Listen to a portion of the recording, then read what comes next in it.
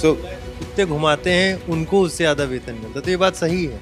उनको ज़्यादा ही वेतन मिलता है, शिक्षा मित्रों को कम मिलता है। टाइमिंग वही है, सारा कुछ वही है, बच्चों को उन्हीं पढ़ाना है, लेकिन एक दोहरा व्यवहार किया जा रहा है एक ही विद्यालय में पढ़ाने वाले दो शिक्षकों के साथ। इसकी वजह से बहुत सारे यूथ जो हैं उन्होंने ये सेक्टर ही छोड़ दिया।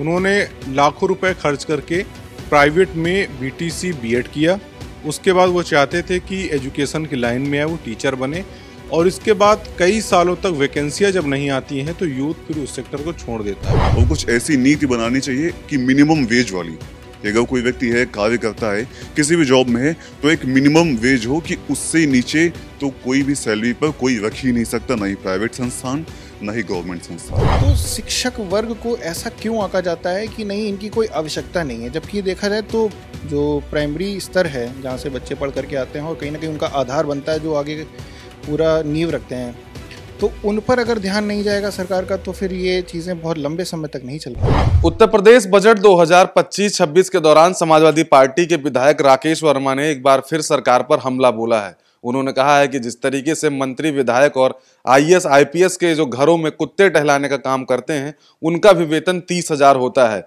लेकिन जो शिक्षक हैं, जो शिक्षा मित्र हैं, उनके वेतन में कोई बढ़ोतरी नहीं की गई। हमारे साथ हमारे तमाम साथी हैं, हम उनसे ही बात करेंगे और जानेंगे कि आखिर इस मुद्दे पर उनका क्या कहना है, उसको किस तरीके से देखते हैं। सबसे पहले तो ये बताइए आशुतोष जी, शिक्षा मित्र जो है उसको 10,000 का वेतन मिलता है और इससे ज्यादा तो पैसे जो नेता हैं, जो मंत्री हैं, जो आईएएस आईपीएस हैं, उनके यहाँ जो गार्ड होते हैं, जो चपरासी होते हैं, वो पाते हैं। जो कुत्ते घुमाते हैं उनको उससे ज़्यादा वेतन मिलता है, तो ये बात सही है। उनको ज़्यादा ही वेतन मिलता है, शिक्षा मित्रों को कम मिलता है।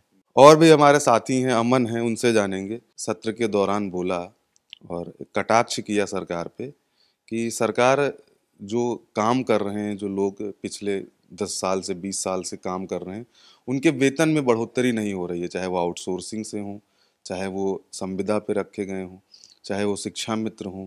उसको लेकर उन्होंने कहा है कि जो तमाम अधिकारी हैं, जो मंत्री हैं, जो अफसर हैं, उनके यहाँ के चपरासी, गार्ड जो उनके घरों का काम करते हैं, जो उनके यहाँ कुत्ते घुमाते हैं, उससे ज़्यादा वेतन उनको मिलता है। देखिए, किसी चीज़ से शिक्षक की तुलना करना मुझे तो नहीं लगता है उचित है, लेकिन एक बात बहुत अच्छी है कि समाजवादी पार्टी लगातार शिक्षा मित्र के मुद्दों को उठा रही है और मैंने बहुत करीब से देखा है। शिक्षा मित्र के जो शिक्षक हैं उनके दर्दों को मैंने बहुत करीब से देखा है। मेरी बुआ खुद शिक्षा मित्र हैं, तो जिस तरीके से उनको मानदेय दिया जा रहा है, आप देखते होंगे कि जो सरकारी टीचर हैं उनकी सैलरी आज 60,000 70,000 के करीब है और जो शिक्षा मित्र हैं उसी विद्यालय में उतनी ही मेहनत करते हैं, बच्चों को उतनी ही शिद्दत से पढ़ाते हैं, लेकिन उनकी सैलरी मात्र 10,000 है। ऐसे में पहली बात तो मन भावना में कहीं नहीं कहीं आ जाता है कि मेरे साथ काम करने वाला एक व्यक्ति 80,000 पा रहा है, 70,000 पा रहा है और मुझे 10,000 पे काम करना पड़ता है, जबकि काम वही है, टाइमिंग वही है, सारा कुछ वही है, बच्चों को उन्हीं पढ़ाना है, लेकिन एक दोहरा व्यवहार किया जा रहा है एक ही विद्यालय में पढ़ाने वाले दो शिक्षकों के साथ। अगर एक व्यक्ति को 70,000 दिया जाएगा, एक व्यक्ति 10,000 दिया जाएगा, तो मुझे नहीं लगता है कि वो उतनी अच्छे से पढ़ाई अपने बच्चों को कराएगा। उसके मन में कहीं ना कहीं से भावनाएं आएंगी कि अगर उतनी ही पढ़ाई करा के वो 70,000 ले रहा है तो मैं उतनी मेहनत क्यों करूं अगर मुझे 10,000 मिल रहा है। तो ये बिल्कुल सही बात है कि जिस तरीके से शिक्षा मित्र जो हैं वो उन्हीं सहायक अध्यापक, उन्हीं जो है प्रधानाध्यापक के साथ स्कूल में उसी टाइम पर आते हैं और बच्चों को पढ़ाते हैं। कहीं ना कहीं जो सहायक अध्यापक हैं, प्रधानाध्यापक हैं, उनके ऊपर ये आरोप भी लगते आए हैं कि वो समय से स्कूल भी नहीं आते, और शिक्षा मित्र है वो एकदम पंक्चुअल रहता है, लेकिन वेतन के नाम पे सिर्फ उसे 10,000 मिलता है। समाजवादी पार्टी ने उसको बढ़ाकर 30,000 करने का काम किया था, लेकिन अब फिर एक बार जो है जब भारतीय जनता पार्टी की सरकार आई तो फिर 30,000 से 10,000 पे शिक्षा मित्र को शिफ्ट कर दिया गया। क्या लगता है कि शिक्षा मित्र जो हैं उनका वेतन कितना होना चाहिए? देखिए, जो शिक्षा मित्रों का वेतन है वो पहले शायद 10,000 या 15,000 था, बाद में उसको बढ़ाया गया था और उस वक्त कुछ शायद मुझे पूरी जानकारी नहीं है, लेकिन शायद सरकार का ऐसा कहना था कि वो 10 साल से 15 साल से पढ़ा रहे हैं तो उनको योग्यता के आधार पर उनको परमानेंट शिक्षक कर दिया गया था और उन्हें वही सैलरी दी जा रही थी। उसके बाद में जब दूसरी सरकार आई तो उन्होंने इस नियम को वापस ले लिया। कि आप जो है सिर्फ योग्य, आप अनुभव के आधार पर आपको परमानेंट जो है जॉब वो नहीं दी जा सकती, जो एक सरकारी शिक्षक को आपको वापस से वहीं पे रखा जाएगा।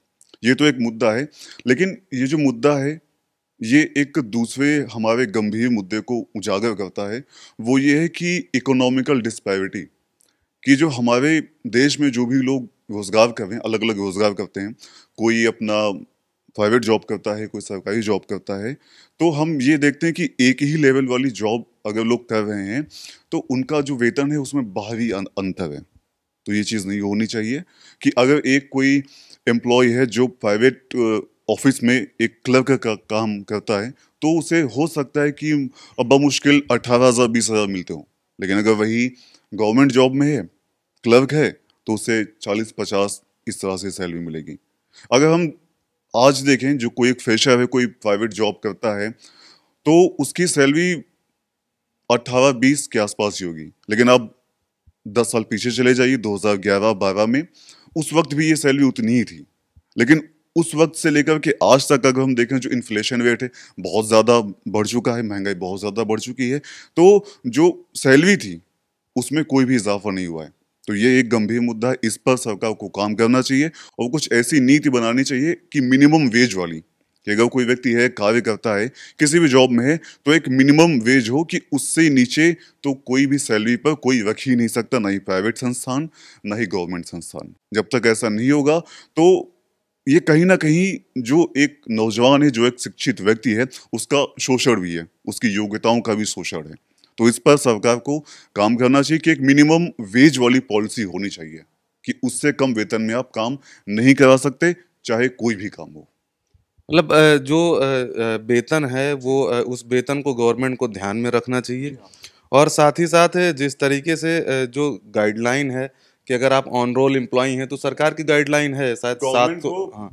गवर्नमेंट को जितनी भी प्राइवेट कंपनीज हैं उनके लिए गाइडलाइन निर्धारित करनी चाहिए कि हर एक जो आपकी कंपनी है उसमें अलग अलग लेवल के एम्प्लॉय हैं और उन हर लेवल के एम्प्लॉयज के लिए एक मिनिमम वेज हो, जो कहीं ना कहीं जो सरकारी सैलरी मिल रही है उसके आसपास हो, उसमें बहुत ज़्यादा अंतर ना हो, और उसी के अनुसार जो कंपनियां हैं वो वेतन दें और उनमें कोई भारी अंतर ना आने पाए, इसको सरकार सुनिश्चित करे। ऐसा होना चाहिए। यदि ऐसा नहीं है तो ये हमारे युवाओं के साथ में, हमारी वर्क फोर्स के साथ में ये अन्याय है।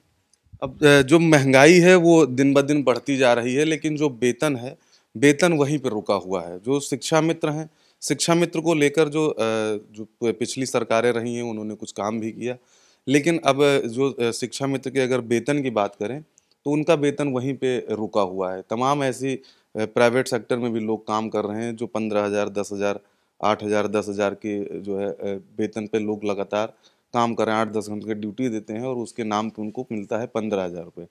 तो जिस तरीके से महंगाई बढ़ रही है उस तरीके से वेतन में भी इंक्रीजमेंट होना चाहिए, इनका कहना है। सबसे पहली चीज़ तो ये कि जो महंगाई जिस तरीके से बढ़ रही है, शिक्षा मित्रों के वेतन में बढ़ोतरी तो होनी ही चाहिए। इसके साथ साथ शिक्षा मित्रों को बहुत ज़्यादा संविदा पर भी रखा गया है, उनको सरकारी गवर्नमेंट नहीं किया गया है, उनको सिर्फ ऐसे संविदा पे पढ़ाया जा रहा है। और इसका एक बड़ा कारण एक ये भी है, इसकी वजह से बहुत सारे यूथ जो हैं उन्होंने ये सेक्टर ही छोड़ दिया।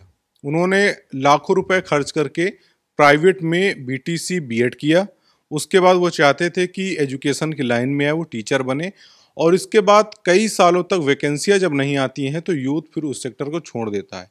अब जो बच्चा पढ़ाई में था, जो पढ़ाई तैयारी कर रहा था, जो टीचर बनना चाह रहा था, बहुत सारा यूथ ऐसा है कि वो अब प्राइवेट सेक्टर में ऐसी कंपनी में काम नहीं कर सकता जहां पर शारीरिक रूप से मेहनत ज़्यादा करनी पड़ती है।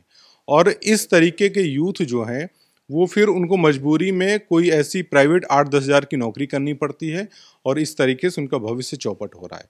तो सरकार को दो चीज़ों पर ध्यान रखना चाहिए। एक तो कि जो बीटीसी बीएड कर रहे हैं बच्चे, वो किस तरीके से वैकेंसी निकालें कि वो सभी जो है उस वैकेंसी के तहत कवर हो पाएँ, और जो वेतन अभी मिल रहा है इन पे किस तरीके से उनको वेतन बढ़ाया जाए, इन पे काम करना चाहिए। तो वेतन पे जरूर सरकार को काम करना चाहिए। क्या लगता है कि जो शिक्षा मित्र हैं, जिस तरीके से उनका मुद्दा एक बार फिर समाजवादी पार्टी के विधायिका ने उठाया है, और समाजवादी पार्टी लगातार जो है ऐसे तमाम मुद्दे उठाती रही है, मुख्य विपक्षी दल है उत्तर प्रदेश में। और ऐसा नहीं कि विपक्ष हर जगह गलत ही होता है, विपक्ष कहीं ना कहीं सही भी होता है। तो सरकार को आपका क्या मानना है कि सरकार को इस पर किस तरीके का निर्णय लेना चाहिए? देखिए, सरकार को इस पर निर्णय ज़रूर लेना चाहिए। और जैसे मैं आपको बता रहा हूँ, मैं खुद बीटीसी करा हुआ हूँ और मैं पढ़ाने के लिए कई स्कूलों में भी गया। अब मैं तो अपनी पूरी लगन से पढ़ाता था, लेकिन जब बात वेतन की आती थी तो वेतन वही 2,000, 4,000, 5,000 रुपये। अब आप इतनी महंगाई बढ़ गई है, ऐसे में आप पूरे महीने का खर्चा कैसे निकाल सकते हैं? सोचिए, आप अगर स्कूल भी जा रहे हैं, 5-10 रुपये कम से कम आपका किराया भाड़ा एक तरफ से लगेगा।